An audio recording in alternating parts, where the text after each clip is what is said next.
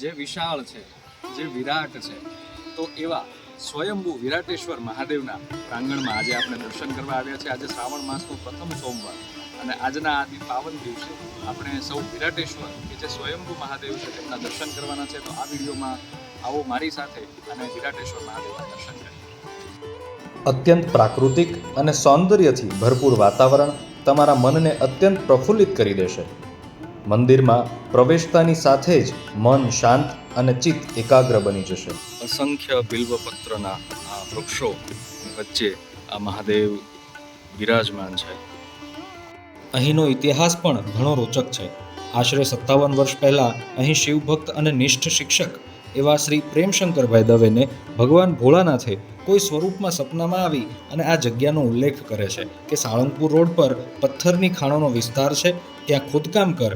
તે બાદ આ વાતની જાણ દવે દાદાએ બોટાદની જનતાને કરી અને સર્વાનુમતિથી ખોદકામ શરૂ કરાયું. ખોદકામ દરમિયાન ચમત્કાર સર્જાયો.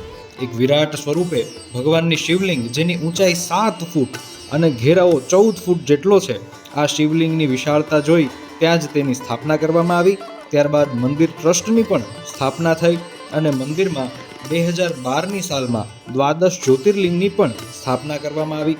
અહીં મંદિર પરિસરમાં 1200 જેટલા વૃક્ષો વાવી અને તેનું જતન કરવામાં આવી રહ્યું છે, જેમાં સૌથી વધુ બિલ્વપત્રનો ઉછેર થઈ રહ્યો છે.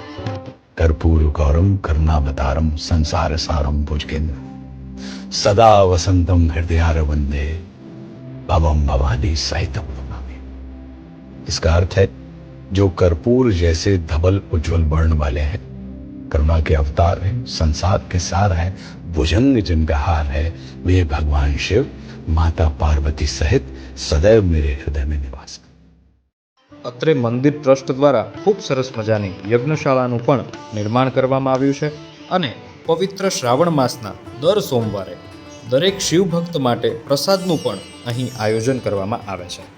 મંદિરના સ્થળની વાત કરું તો આપની સ્ક્રીન ઉપર મંદિરનું સ્થળ જે છે એ મેં મેન્શન કરેલું છે. આપ પણ અહીં આપના પરિવાર સાથે દર્શને જરૂરથી પધારજો. ખરેખર વિરાટેશ્વરનું વિરાટ સ્વરૂપ જોઈ અને તમે પણ ધન્ય થઈ જશો.